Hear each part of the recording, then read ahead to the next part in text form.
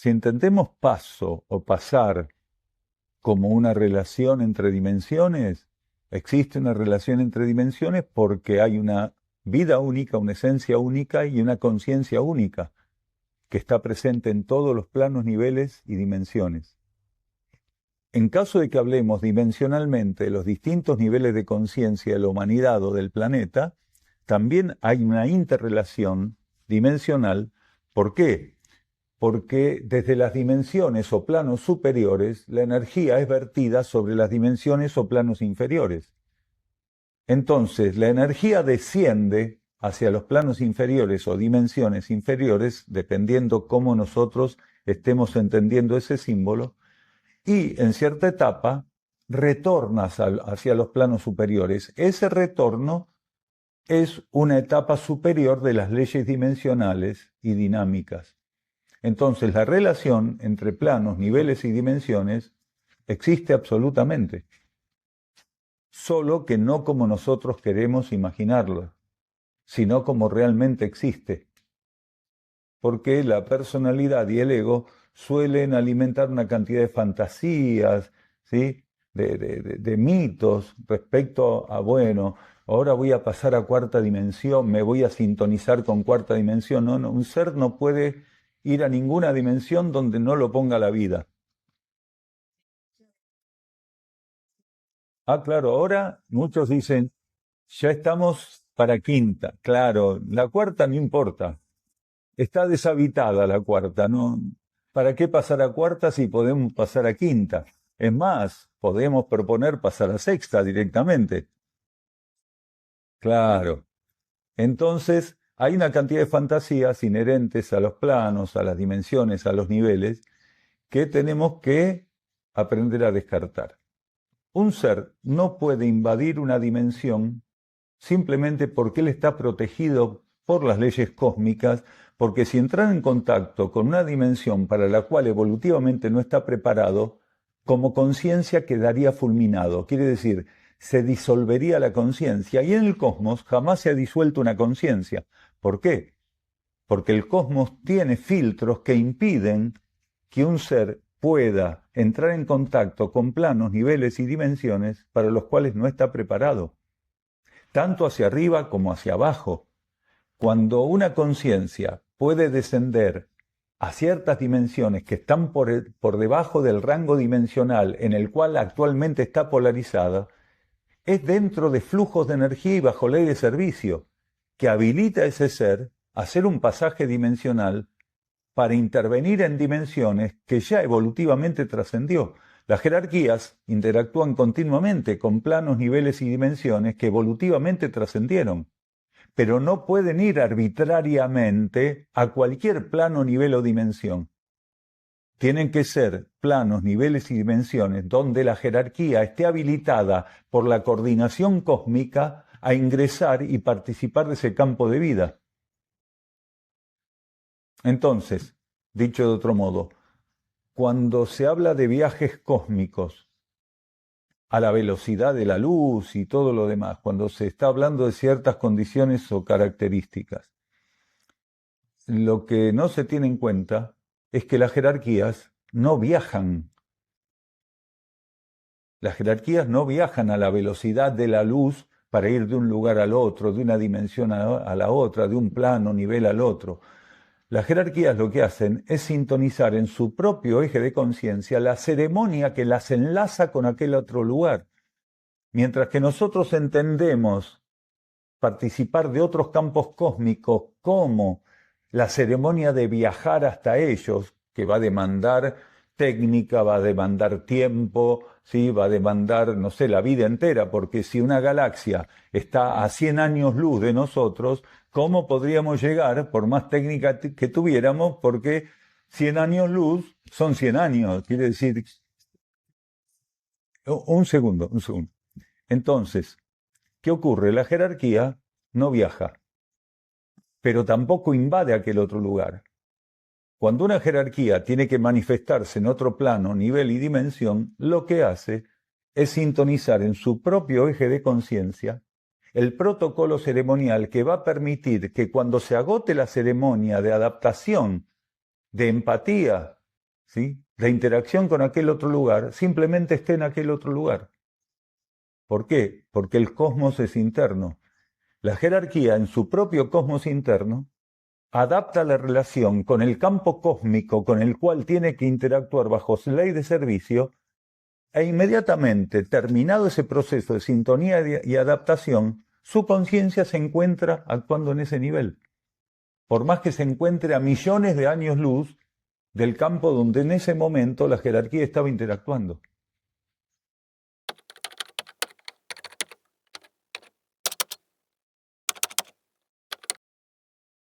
Eso quiere decir que el acto de desplazarse es una ilusión. La luz se recorre a sí misma, no viaja. Quiere decir que la luz no va de un punto al otro, porque no hay un solo campo universal que esté ajeno a la luz. Es decir, la esencia, aquí la luz representa, poéticamente hablando, la esencia que es omnipresente. La esencia no va de un punto al otro. En todo caso, permite que vivamos una ilusión de recorrer todo aquello donde la esencia está presente, que es todo. Entonces, en una piadosa estimulación, la luz, ¿sí?, nos muestra, ¿sí?, que en realidad no se desplaza, sino que se recorre a sí misma. Cuando se habla que la mónada utiliza el cuerpo de luz para hacer experiencias, no es que ese cuerpo de luz va viajando, sino que tiene como condición poder situarse cósmicamente donde la mónada tiene que hacer una experiencia en particular. Lo mismo el regente, la conciencia divina.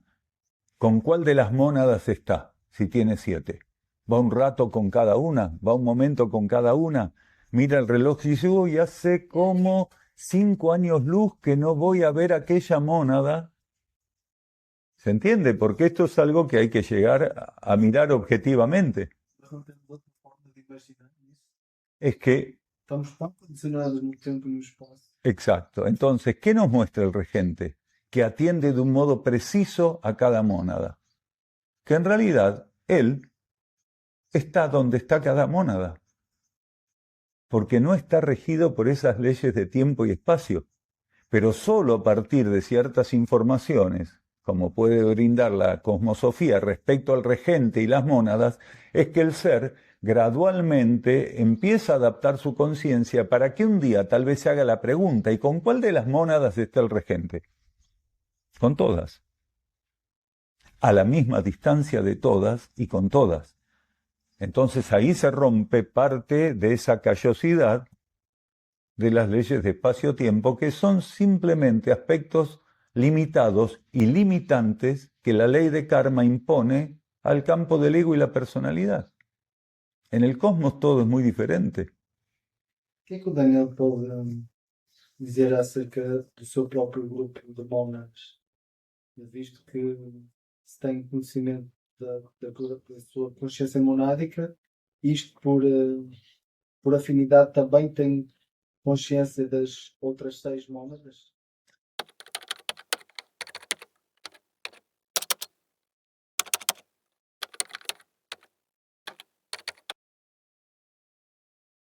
En este momento nosotros no tenemos ese tipo de información disponible. Disponible. Esa palabra disponible es la que pone el límite. No tenemos información disponible. Sobre todo porque si ahora entendemos que a partir de la transmutación monádica, esta mónada ya no forma parte del conjunto de las otras mónadas, de la cual sí formaba parte la mónada que entregó los trajes, quiere decir que ahora, ¿sí?, mis otras hermanas monádicas ya no son del conjunto original de mónadas. Es decir, son mónadas que están en otras etapas evolutivas por encima de las mónadas de la mónada original. El regente también no es el mismo. Entonces cambió toda la familia monádica. Abandoné la familia monádica original, a mi padre regencial original, y me adoptaron, ¿sí? Aquí en este nivel adoptaron este perro que estaba en la calle, en el mundo material y kármico, y por suerte me adoptó una buena familia. ¿Sí? Es una adopción con final feliz, en todo caso. No es fácil. No, difícil hubiera sido no asumir esa tarea y rechazarla. Solo que no hay mayor esfuerzo ahora para estos cuerpos que antes. Por el contrario,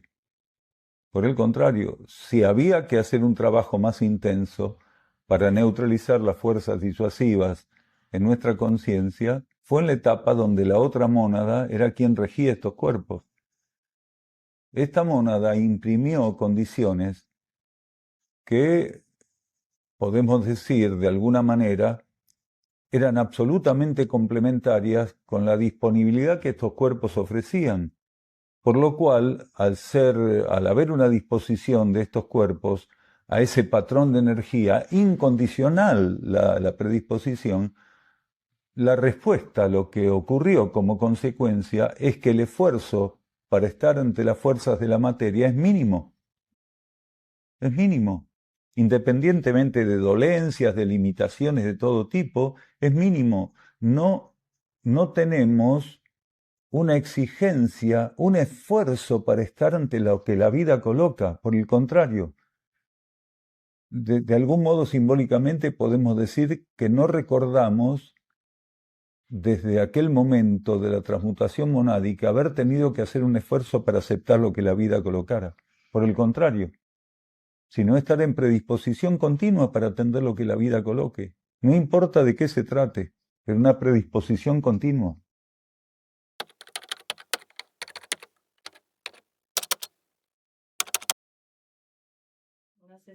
No lo sabemos.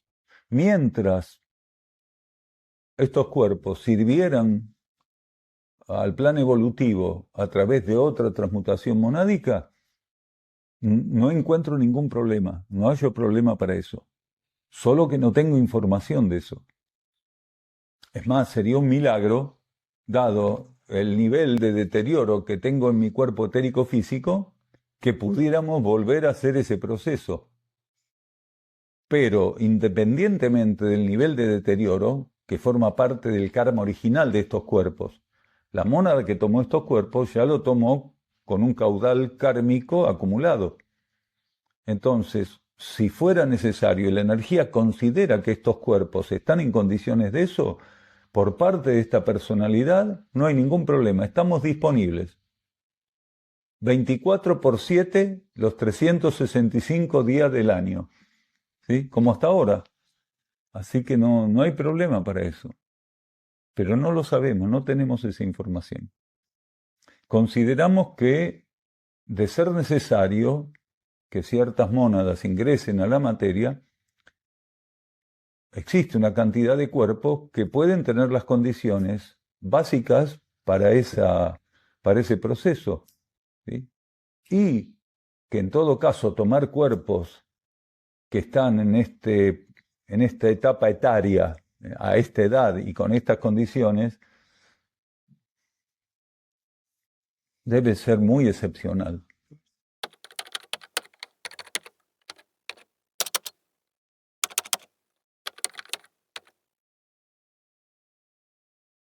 Un ser iluminado es un ser que tiene un grado de conexión interna suficientemente permanente para que la vida interna esté fluyendo sobre él sin inconvenientes, o por lo menos con mínimas interferencias. Pero no necesariamente un ser iluminado tiene que ser un transmutado. Ahora, todo transmutado en esta etapa es un iluminado, pero no todo iluminado es un transmutado. Iluminación lo tenemos que ver fuera de toda la ilusión y la mística oriental como la capacidad de un ser de estar disponible para su vida interna.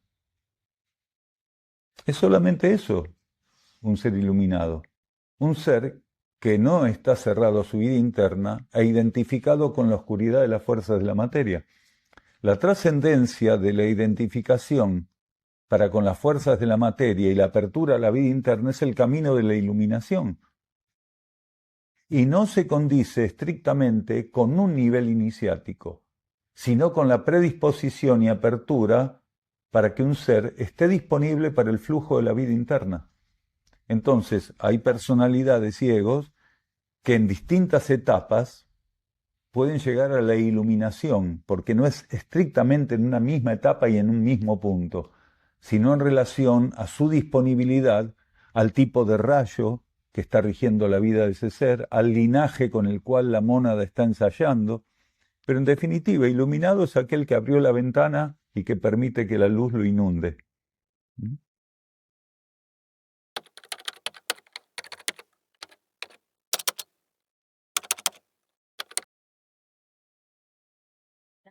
Exacto. Buda fue un transmutado. Apolonio de Tiana fue un transmutado. Krishna fue un transmutado. Zoroastro fue un transmutado. Jesús fue un transmutado 2 veces, no solo una.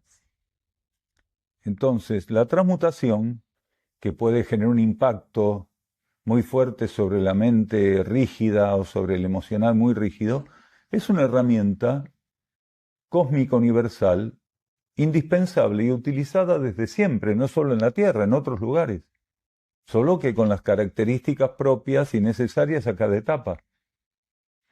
Pero como la conciencia está tan obsesionada con el mundo de la forma, cuando se habla de estas cuestiones que son tan subjetivas y abstractas, hay un rechazo inicial. Como esta persona que decíamos que fue a Sierra del Cielo, le encantaba lo que se hablaba en las charlas, pero cuando se habló de la transmutación, no, pasamos ciertos límites. Ya tiene tufillo mentira. Bien.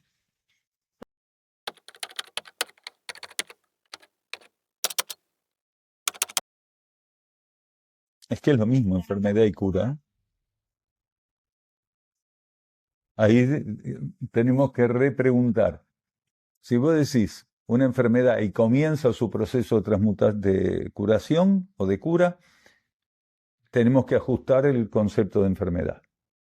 La primera etapa de la cura, cuando la cura se manifiesta, esa primera etapa la gente la toma como enfermedad.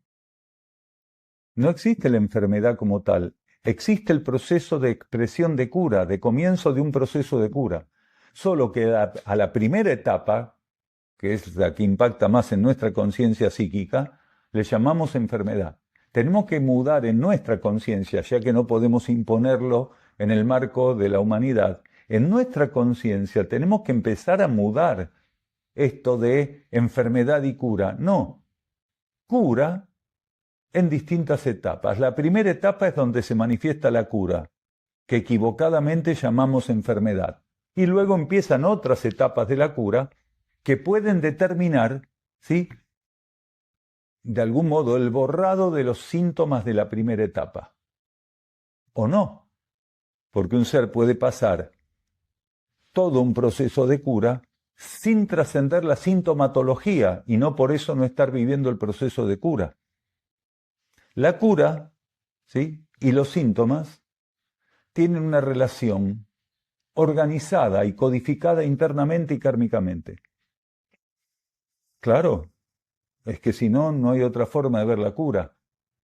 En los campos donde se habla de cura, se habla de regencia kármica, porque si no, nos referimos a otro proceso de la energía que es transmutación. La cura es un proceso de transmutación. Claro, ¿por qué? Es la mudanza de un patrón energético, ¿sí?, que va a ocupar el lugar donde el proceso de cura, vibratoriamente, energéticamente, en una cierta condición o caudal, comenzó su expresión. Entonces, a medida que la cura avanza, lo que va avanzando es el índice de transmutación. Cuando se dice que terminó el proceso de cura, terminó el margen transmutatorio que lo sostenía ocultamente. Por eso tenemos que entender que no existe enfermedad como concepto, sino solamente entendida íntimamente como la primera etapa de la cura. Entonces ahí ordenamos todo. La humanidad en el ciclo anterior no estaba en condiciones de recibir estas informaciones, porque ni la ciencia médica, ni las personas, los pacientes, los enfermos, podían aceptar semejante barbaridad. No, ¿cómo la enfermedad es la cura? Sí, la enfermedad es la primera etapa donde la cura se empieza a manifestar.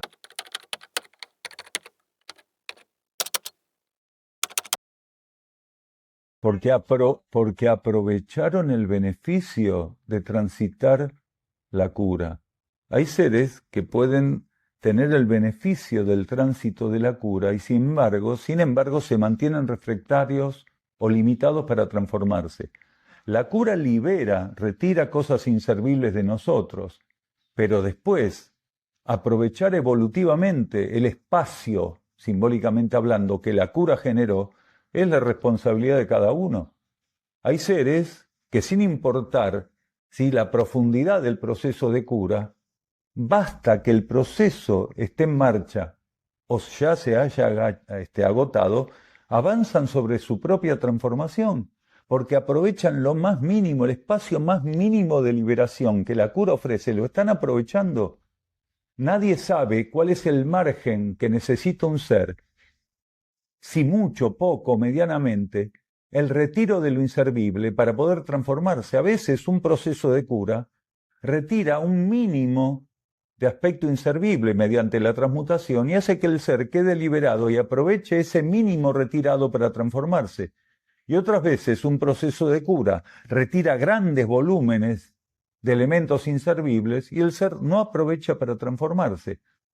Vivió la liberación del retiro de un gran volumen de energía tóxica, por decirlo así, o de carga kármica, y sin embargo, a pesar de vivir ese beneficio, no lo aprovecha. Entonces, siempre está garantizada a través de la cura, ¿sí?, algún aspecto, siempre está garantizado algún aspecto de transformación. Y como estamos, lamentablemente, en un contexto kármico, el libre albedrío, incluso en esas instancias, lo podemos utilizar equivocadamente.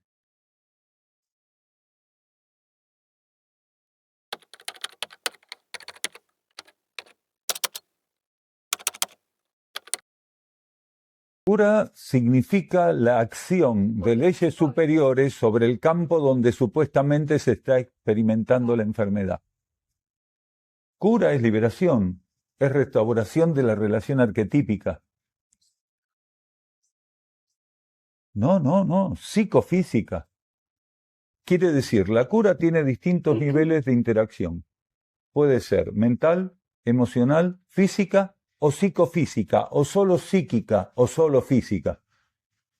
Pero la cura siempre es un proceso inherente al campo kármico, porque en otros niveles, por arriba de los campos kármicos, no existe enfermedad, no existe desequilibrio, no existe desarmonía, por lo cual el sentido que nosotros tenemos de cura no es aplicable, pero sí el principio que entendemos por transmutación. Por eso, cuando se dice que la Tierra va a llegar a ser escuela de curadores, es un término que se necesitó utilizar para la transición del planeta. En realidad, va a ser una escuela de transmutadores, no de curadores. Porque la Tierra misma va a estar libre del proceso que entendemos como dolencia, enfermedad, por lo cual va a estar libre el proceso que entendemos como cura, que es solo un perfil de la transmutación. ¿Sí? Entonces la Tierra va a ser una escuela de transmutadores. Hasta ahora, de entre casa, para que se entienda, se dice va a llegar a ser una escuela de curadores. Y actualmente se dice hay un linaje de curadores, un linaje de cura. Y a nivel cósmico superior tenemos que entender que es un linaje de transmutadores. Porque un ser que tiene una mónada suficientemente avanzada iniciáticamente y que forma parte transitoriamente del linaje de los curadores, es más que una curadora, es una transmutadora ya. No solo su energía se restringe a poder aplicar en los niveles materiales para superar limitaciones purificatorias, sino que ya tiene un grado y una capacidad transmutatoria. Pero, insistimos, hay aspectos del lenguaje que todavía de entre casa en esta transición tenemos que expresarlo de un modo particular para que las personas puedan entender de qué se trata. En niveles internos como ERCS o otros niveles internos, para esas civilizaciones el término cura no tiene ningún sentido, pero sí el término transmutación, lo que entendemos en la lengua humana de superficie como transmutación, tiene un sentido, un equivalente en términos energéticos para ellos, pero no el término cura, donde ya no hay cabida en los niveles que superaron la materialidad. En esos niveles no hay cabida para un equivalente de cura, pero sí de transmutación.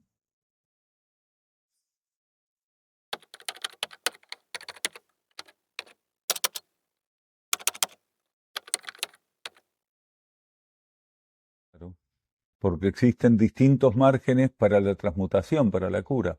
A veces un ser tiene que estar lo que le resta de esa encarnación viviendo paulatinas etapas de la cura hasta que desencarna. ¿Por qué? Porque la conciencia interna y la ley de karma consideran que incluso curándose ya no tiene sentido que esté en la materia, porque lo que tenía que vivir en la materia ya lo vivió, y el proceso de cura lo agotó hasta desencarnar, por lo cual ese ser queda libre de esa dolencia para la encarnación siguiente. Otros seres agotan el proceso de transmutación y de cura antes de desencarnar, por lo cual entre el agotamiento del proceso y el desencarne hay una etapa, un ciclo todavía de sobrevida, de supervivencia. No es más importante un aspecto que el otro. O sea, hay personas que no admiten que si desencarnan con una dolencia, podrían estar siendo curadas hasta el último momento y agotar la cura al mismo tiempo que agotan la encarnación. Por eso tenemos que soltar tanto prejuicio, tanto análisis sobre lo que es estar curado o no. Lo importante es el proceso que el ser puede hacer en la fe y con la intención de transformación mientras está transitando lo que la vida le coloca, en este caso, un proceso de cura. E intencionadamente decimos un proceso de cura, no una enfermedad. Porque la enfermedad en sí misma no tiene asidero para entenderse como tal, pero sí el proceso de cura tiene asidero para entenderse como tal. Porque es la cura lo que libera, no la enfermedad. Es la cura lo que promueve la purificación, no la enfermedad.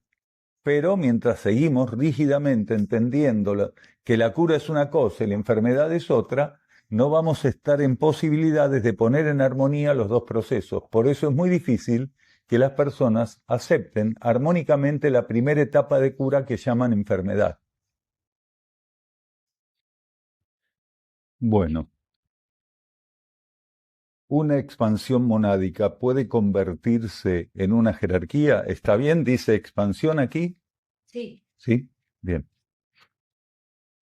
En términos objetivos, toda mónada forma parte de una jerarquía. Solo que, según en la etapa en la que se encuentre, una mónada está más cerca de formar parte pasiva de la jerarquía que formar parte activa de la jerarquía. Entonces, en una expansión monádica, quiere decir, en una ampliación evolutiva, en un contexto iniciático, una mónada puede pasar a un estado de actividad mayor con su jerarquía. Existen etapas de expansión monádica donde de etapa en etapa aún la mónada no es un miembro activo de la jerarquía. ¿En qué etapas? Cuando está en el reino mineral, en el vegetal, en el animal y en las primeras etapas del reino humano, la mónada generalmente no forma parte activa de la jerarquía. Quiere decir, si bien está activa en el nivel monádico, ¿sí?, profundizando leyes y preparándose para ampliaciones sucesivas, todavía no tiene una capacidad evolutiva que le permita asumir tareas jerárquicas, sino que es un miembro pasivo, está en preparación. Entonces, a partir de un cierto punto, de una cierta etapa evolutiva, una expansión monádica puede ser el momento en el cual una mónada sale del estado pasivo y comienza el ingreso al estado activo jerárquico. y a partir de ahí, cada nueva expansión va a ser un sumergimiento y una alineación más profunda a la jerarquía de la cual forma parte. Luego, cuando va avanzando y sigue expandiéndose, no solo va a participar de su propia jerarquía interna, sino que va a empezar a formar parte de movimientos de diversas jerarquías en convergencia. Quiere decir, va a empezar a participar de la acción de entidades que se nutren de distintas corrientes jerárquicas. Detectar y trascender la ambición espiritual. Es un tema esto, porque generalmente es más fácil que otros detecten la ambición de terceros, ¿sí? Porque que un ser pueda detectar que tiene ambición espiritual va a requerir que él rompa con ciertas cuestiones muy rígidas respecto de sí mismo. Aquí en estos días estuvimos hablando de una persona que nos había pedido, ¿sí?, que prologáramos su libro, y él no se siente ambicioso espiritual de ningún modo, sino que su conciencia lo que busca es ocupar el lugar que él cree que merece ocupar. Entonces, para que un ser pueda detectar la ambición espiritual, tiene que pasar por un proceso que bajo ley de karma es una herramienta fundamental y muy, pero muy útil, que es la desilusión. Los seres que buscan canalizar su ambición espiritual, incluso sin tener idea de que tienen esa ambición activa que está presente en ellos, van gradualmente a ser llevados por su conciencia interna y por la ley de karma a vivir procesos de desilusión brutales. Al vivir contundentemente esos procesos de desilusión, gradualmente su conciencia va a percibir que intentó ocupar espacios, lugares, ¿sí?, ámbitos, niveles de relación que no les correspondían. Es ahí donde empieza el camino de detección. Son muy pocos los seres que, teniendo ambición espiritual, no van a tener que vivir grandes y contundentes etapas de desilusión para comenzar a transformar. La ambición espiritual es incompatible con la humildad. La humildad determina que el ser aprende a percibir de algún modo, cada uno a su manera, la dimensión cósmica donde su conciencia está involucrada, quiere decir, lo pequeño que él es en relación a la vida cósmica. El ambicioso espiritual cree que ocupa un lugar central, preponderante, un palco dentro del proceso evolutivo muy importante, y si no lo ocupa, lo tiene que ocupar. Quiere decir, él cree que ese es su espacio, que es su coto de predominio. Entonces, si no hay humildad, no hay forma de detectar la ambición espiritual. Si no hay desilusión que nos lleve a la humildad, cuando el ser es impactado continuamente por etapas de desilusión, eso le va permitiendo entender, romper esa fantasía que tiene de el gran espacio que tiene que ocupar su conciencia y empezar a percibir el pequeño espacio que como conciencia ocupa en el cosmos. A partir de ahí, él empieza a aceptar lo que la vida coloca y no ambiciona ocupar un espacio que en realidad nunca supo si le correspondía. El ser que avanza intuitivamente en la comprensión de lo que debe hacer, jamás va a querer ocupar un espacio o ocuparse de algo que no le corresponde. El ambicioso espiritual o filosófico demuestra claramente que él no tiene conexión con su interno, por lo cual no puede entender cuáles son las características, cómo, dónde, cuándo, de qué manera él tiene que actuar, cuál es el espacio, el lugar, ¿sí?, la participación que en cada momento le corresponde asumir. Entonces, solamente cuando el ser pasa por esos procesos y es más consciente de lo pequeño que él es en la vida cósmica y avanza en la humildad práctica, quiere decir, no intentar en la práctica ocupar o asumir cosas que aún no está preparado para ocupar o asumir. Es donde empieza ese proceso de neutralización, de trascender la ambición espiritual o filosófica, que es la más perjudicial de todas, porque es incompatible el espíritu y la ambición. Mientras que otro tipo de ambiciones, incompatible la ambición espiritual filosófica con la vida interna, mientras que otras ramas de la ambición son compatibles con la influencia de las fuerzas materiales, por lo cual nuestra humanidad tiene asumida como incluso una cosa normal, sana, que todos debiéramos tener, de ser lo suficientemente ambiciosos para llegar al éxito, ¿sí? Para poder ocupar el lugar que en la sociedad nos corresponde por el gran esfuerzo que hicimos, quiere decir la aplicación de una ambición incluso salvaje para llegar a ocupar un lugar, la competencia cultural, laboral, ¿sí? ¿Sí? Entonces técnica, científica. Pero bien, bueno, todos vamos a llegar en algún momento a trascender eso.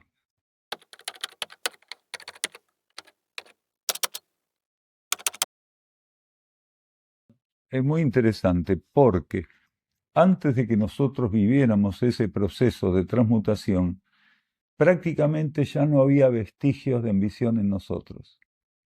Todo lo relativo a la ambición lo habíamos transmutado, limpiado, ¿sí? Purificado en encarnaciones anteriores. Si había pequeños vestigios, no llegaban a ser ningún tipo de interferencia, porque podíamos estar atentos para que esos pequeños vestigios pudieran ser neutralizados. Quiere decir, en esta encarnación nosotros no conocimos ni el odio, ni la ambición, ni competir con otros, no conocemos el rencor, no conocemos los celos, la envidia. Son energías que, por algún motivo, fueron limpiadas de nuestras características kármicas en etapas anteriores, lo cual fue un gran beneficio que permitió que esta personalidad pudiera ser escogida porque ese tipo de cuestiones estaban prácticamente eliminadas. Mientras que otros seres todavía cargan con esas experiencias de competencia, de competitividad, de rencor, de envidia, de celos, de inseguridad, o de sentimientos de superioridad o de inferioridad, que es lo mismo en definitiva, ¿sí? Entonces, una de las cosas que determinó que estos trajes pudieran ser utilizados a favor de los aspectos del plan evolutivo que eran requeridos fue eso, ¿sí? Que incluso la ambición no estuviera activa.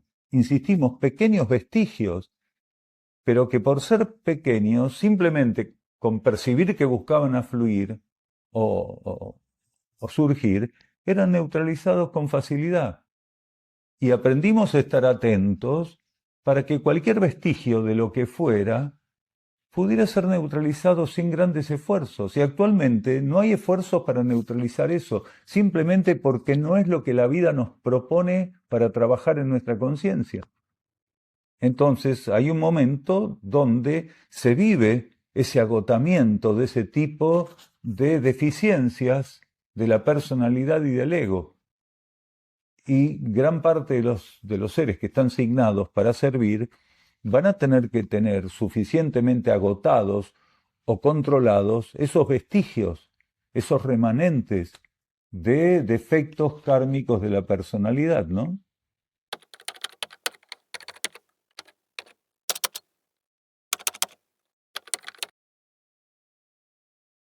Objetivamente, yendo a la desilusión.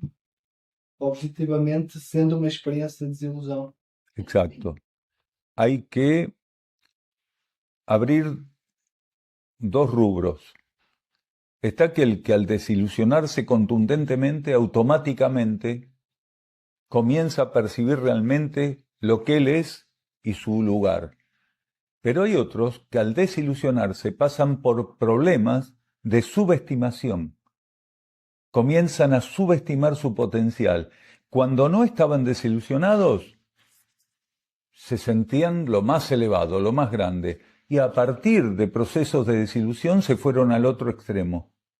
Piensan, no soy lo que yo creía, en realidad soy inservible, soy el más bajo, soy el más torpe, soy el que menos cualidades tiene. Entonces, de un extremo al otro, a veces el ser kármicamente tiene que pasar de creer que es el mejor, desilusionarse y pasar a creer que es el peor de la historia. Entonces, después el trabajo sigue porque él tiene que rescatar su conciencia de esa ilusión que es precisamente sentir que él no sirve. Tiene que llegar al camino del medio, como decía Buda. Entonces, la desilusión puede llevarnos a esos dos polos. Ubicarnos y entender mejor qué es lo que somos y lo que debemos hacer, o tirarnos hacia el otro punto y tener que hacer un trabajo intensivo para rescatar nuestra conciencia de la ilusión de que no servimos para nada.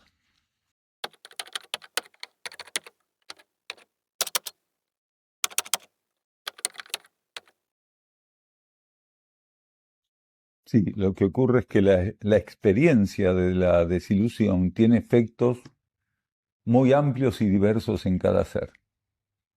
Entonces nunca se sabe cuál va a ser el efecto de la desilusión como herramienta kármica purificatoria. Y como la congestión de la capa psíquica es muy grande, el efecto de la desilusión también está relacionado con el impacto de la capa psíquica al momento de vivirse la desilusión. Entonces ningún ser sabe cómo puede estar ante un proceso de desilusión, quiere decir un proceso de purificación. En cada caso va a ser totalmente diferente, por eso tenemos que estar preparados de antemano para aceptar lo que la vida coloque. Y si la vida coloca para mí desilusión, tengo que estar preparado para aceptarla humildemente. Porque en realidad, bajo ley de karma, el proceso evolutivo se da por distintas etapas de desilusión. Solo que en las etapas más avanzadas de la desilusión, el ser no tiene apego por los conceptos que tiene de sí mismo, mientras que en las etapas más crudas de la ambición, la desilusión es muy contundente. Pero como ninguno de nosotros técnicamente puede evaluar en qué etapa se encuentra, lo ideal es previamente estar abiertos a aceptar lo que la vida coloque, incluso lo que muestre respecto de nosotros mismos. Entonces la desilusión puede ser vivida con profunda gratitud o con rechazo, con repulsa. Y nadie va a saber hasta que esté en ciertas etapas de desilusión si él adhiere profundamente y vive con gratitud la desilusión o precisamente la vive de un modo desequilibrado, ¿sí? Y que no quiere aceptar de ninguna manera aquello que la desilusión le va a proponer como liberación, porque es una de las herramientas de liberación que tiene la vida interna y la ley de karma. Tal qual as doenças. Exactamente. Tal qual. Sem sofrimento. Tal cual.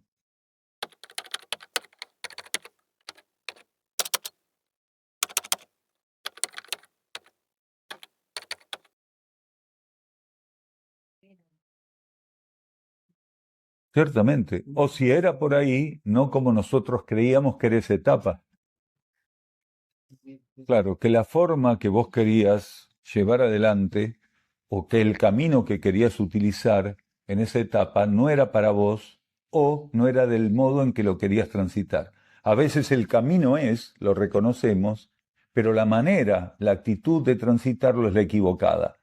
Y cuando estamos en ilusión, puede ser que estemos en el camino cierto, pero con la actitud errada. Entonces la desilusión en todo caso siempre va a ser una fuente de discernimiento, siempre va a ser una herramienta de discernimiento.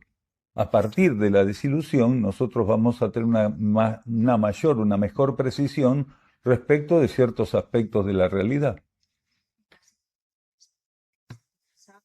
Casi, si no pasas por ahí, no avanzas. Y bajo la ley de karma, la desilusión es la gran herramienta. Erramos por ilusión y la desilusión nos libera en gran parte del error. ¿Mm? Gratitud.